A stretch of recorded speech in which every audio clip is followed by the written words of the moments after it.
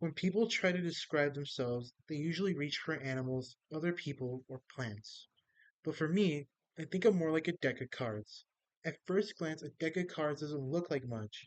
It's simple, normal, nothing too grand. But once you open it, you realize it can do 100 different things, from games, party tricks, and even tell stories with them. That's how I see myself when I compare myself to a deck of cards. I might seem straightforward, but there's more to learn about me than meets the eye. Like how aces represent the core ideas I run off, how face cards represent those in my life, and how number cards represent the small things about me in day to day life. To start, every deck starts with its box. It's neat, closed, and nothing special really. That's the first impression people usually get when they see a deck of cards and its box. But sometimes the box itself can be interesting to those who know what they're looking at. This box is 16 years old despite looking rather new. Sometimes that's how people see me. They might think they've got me figured out by a quick look, but the truth is, they don't really know what kind of person I am until I open up. I'm not flashy, I'm actually rather bland, but once you get past the cover, you'll see the mix of everything that built me to this point, and how the process shapes me into who I am. Following, let's go down the cards and their values and how they apply to me. Inside every deck is four ace cards: hearts, diamonds, clubs, and spades. They're all the highest value cards, and each one represents something about me. The heart is my emotional side, the people I care about, the things I enjoy or I have passion for, much like my passion for paleontology, which I explained a lot in my introduction video. Diamonds represent my ambition, the part of me that wants to build something more, to earn and improve. They're the goals I chase and the things I work for, and the future I am building for myself. Clubs are my strength. They represent the energy that keeps me moving forward when things get tough. They can represent my mental resilience and my ability to keep going even when I'm at my lowest. The spades are my thoughts, the parts that dig deep and question everything and tries to understand the world and what life has to offer.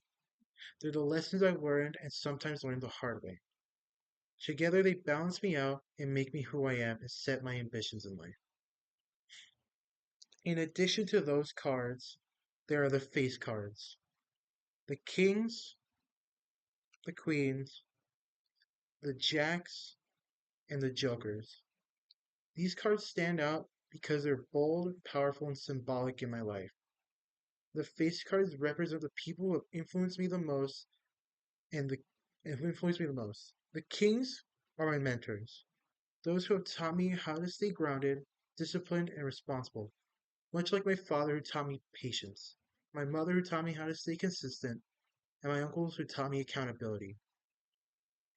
The queens are the supporters in my life, like my family and close friends, people who remind me to care about my goals and those around me, those who show me kindness, patience, and unconditional care, such as my grandparents who taught me to care for others unconditionally, my aunts and my sister who taught me how to be patient with others.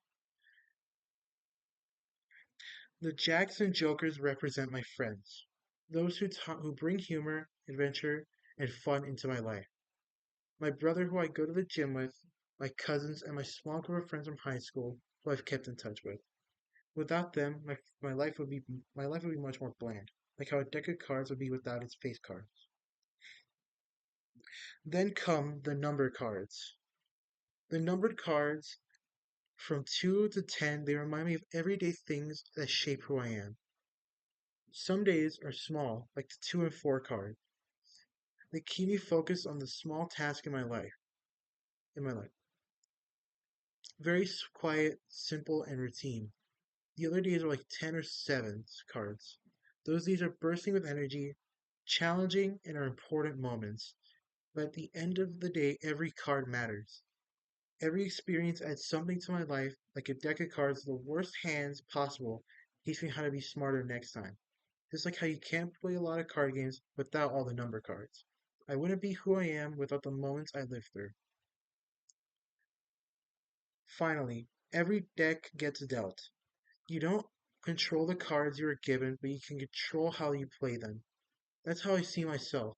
I don't always get the perfect hand, but I make the most of what I've got and it shapes me.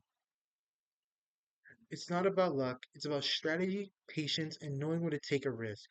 Every shuffle represents a challenge, a new school year, a new job, a new opportunity.